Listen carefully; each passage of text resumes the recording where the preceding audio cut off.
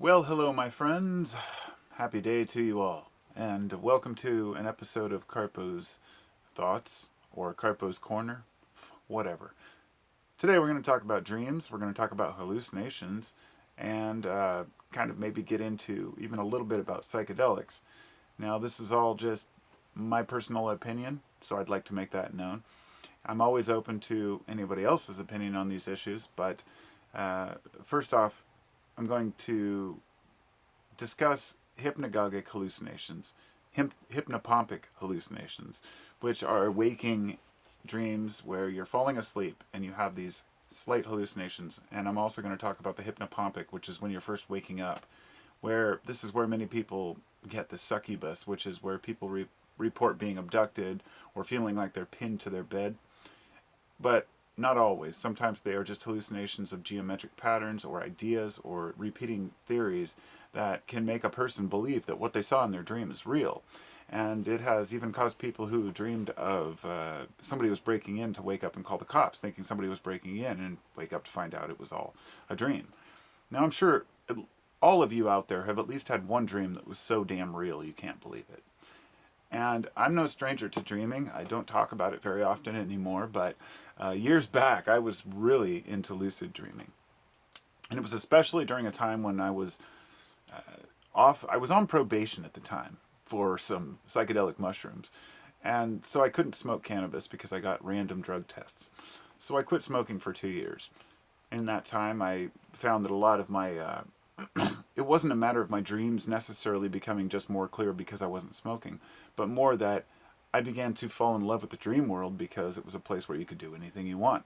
But there were always these weird guilty dreams, nightmares if you will, where I would accidentally smoke cannabis and forget that I was on probation in those dreams.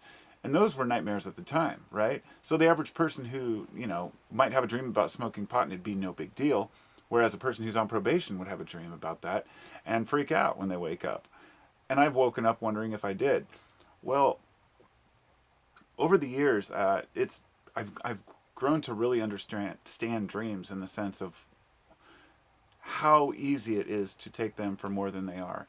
Now, when I was younger, I'd say about 8 years ago, I got really into lucid dreaming, and I bought this book, The Art of Dreaming by Carlos Castaneda. Many of you might remember him. The Power of Silence. There's dozens of books that were written. Carlos Castaneda was an author who claimed he had a teacher called Don Juan, and this Don Juan may or may not have existed. There was a huge controversy about whether he made all the stories up and just put a guru or a teacher in there to make it sound more authoritative. Forget all that. It doesn't matter. The point was, a lot of the points that were made about understanding yourself in your dreams were, really well thought out. As far as I remember, it was a long time ago I read that. But then I found this, and I bought that. And I honestly wouldn't say this is a phenomenal book. I would not attest to the facts and claims made in it. It's a little thicker, but it's called The Power of Creative Dreaming by Pamela Ball. And I'm not promoting this book. I don't even know if it's any good or not. I don't remember. I just found it on the shelf and thought, this is the one I read when I was lucid dreaming.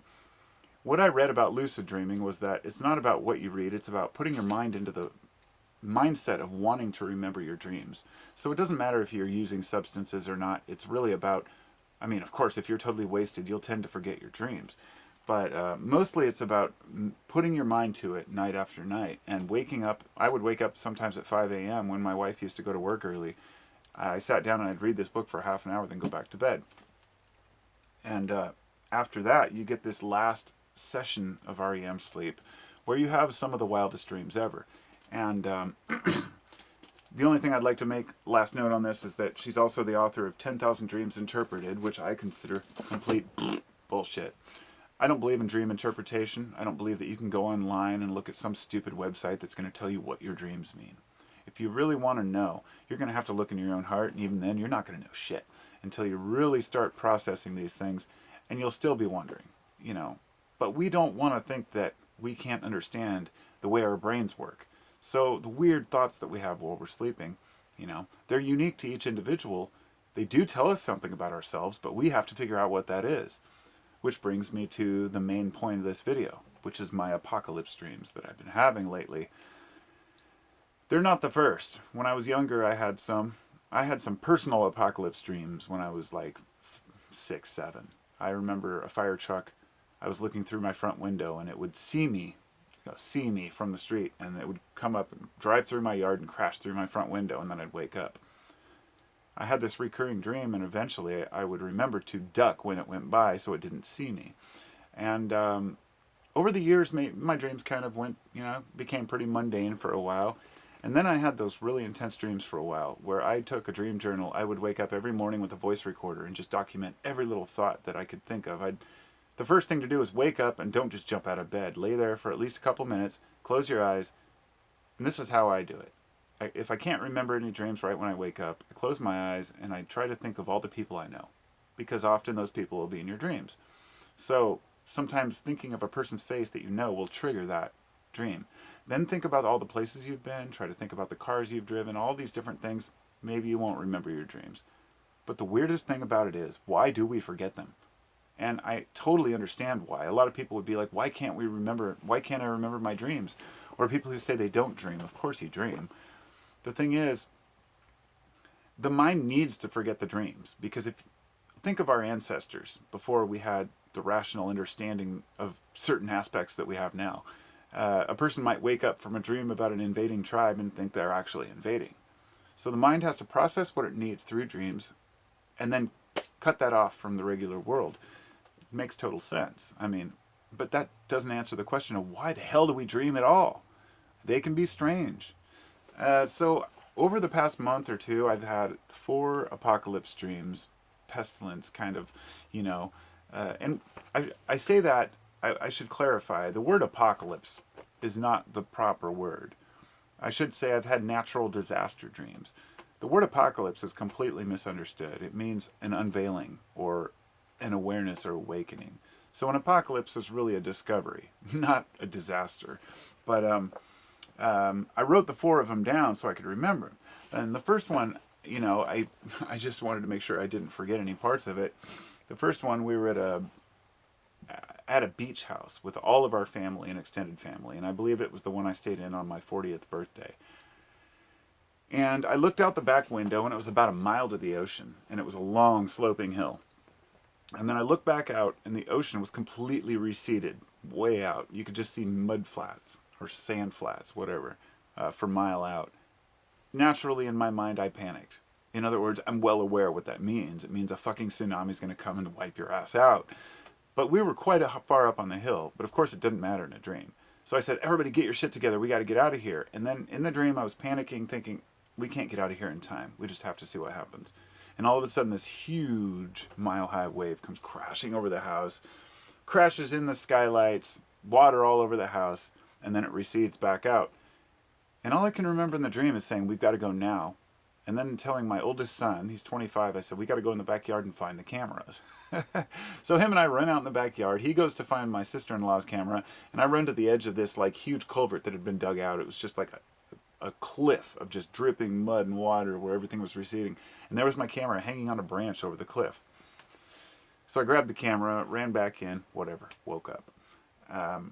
Didn't think much of that particular dream until I had another one about a dust storm where I looked up and I was in this kind of desert Middle Eastern area.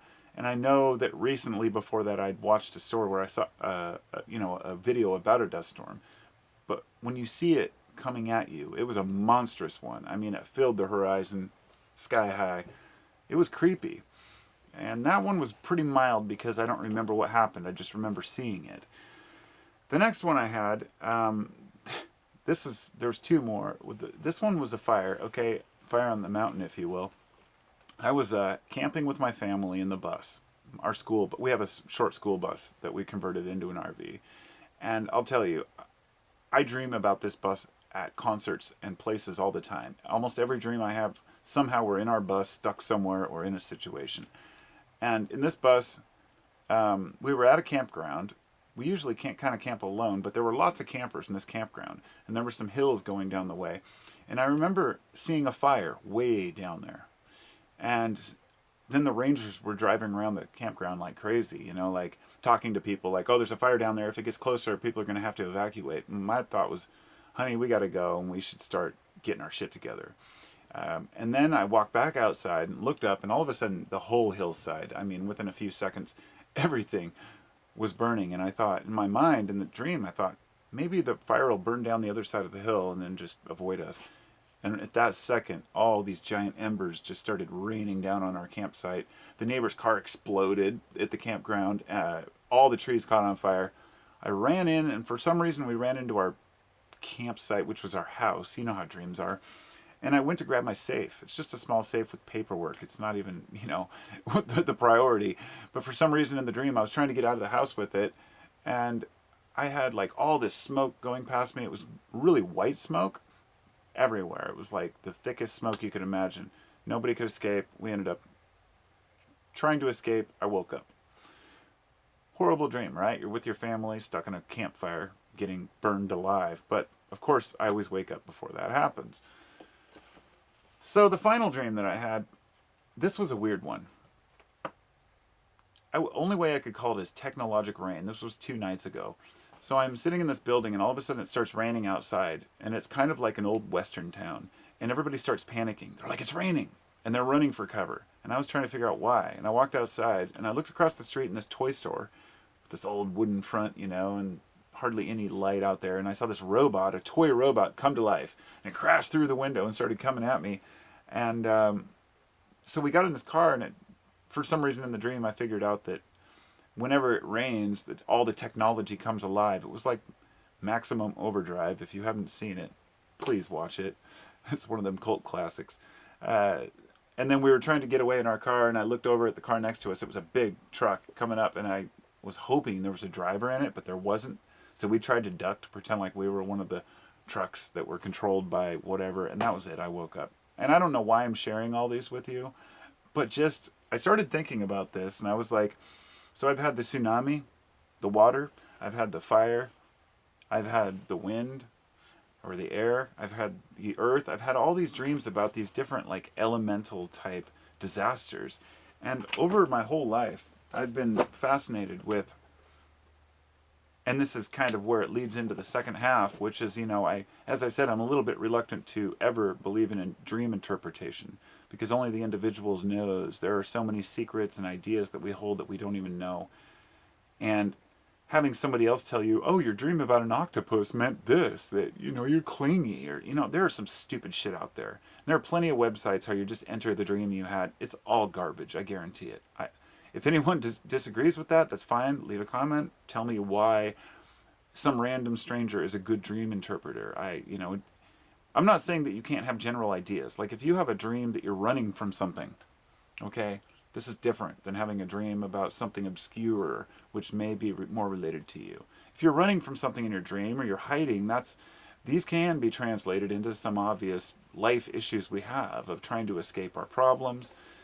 But really, it still comes down to you understanding it. So, the interesting thing is a lot of people, I'm a psychedelic advocate. I always have been. And dimethyltryptamine, or DMT, is something that I have, let's just say, experienced many, many, many times. And I've experienced seeing what they call the dwarves, the creatures, being in a place that you can't explain. Machine elves, whatever you want to call them. The world is obscure, and it's been a couple of years because I'm not that interested in it anymore. And I've learned that psychedelics have their place to teach you what you need to learn, and then you move on for the most part. But many of these stories are very similar to a DMT experience and to the succubus, as I mentioned, which is the woman usually who's sitting in someone's chest, whether it's raping them. I mean, they're very sexual dreams sometimes for people. Hell, I haven't had one of those, but, everybody's had their own experience, I guess. But I've the out-of-body experiences, as well as having foreign smells and tastes. And these are in the waking dreams, the hypnopompic or gogic, where you're waking up or going to sleep and you're having these, tastes and seeing visuals that don't really exist. And you believe it is real. You believe that they're real. And because of this, I believe that in the past, many people have taken it as a sign that they are some sort of a prophet. Now, I'm not going to get into the details because I know there are a lot of people out there who really believe in prophets. people who believe that those were sent to earth or had some message to share with us that had to be shared. And of course, Jesus being a prophet means that if I start talking shit about prophets, of course I'm going to frustrate and, offend someone who's a Christian. I'm not going to get into that. What I am going to say is you have to give the possibility that a person was delusional or sleeping or half asleep when they came up with some of the ideas they did. And I would especially attribute this to people who spent months on end meditating in caves, barely eating anything, and looking for a sign. And I'm going to tell you something about the human mind. I don't know much, but I know that if you look for something long enough, you will find it. The patterns that we see are not necessarily always there, but sometimes maybe they are.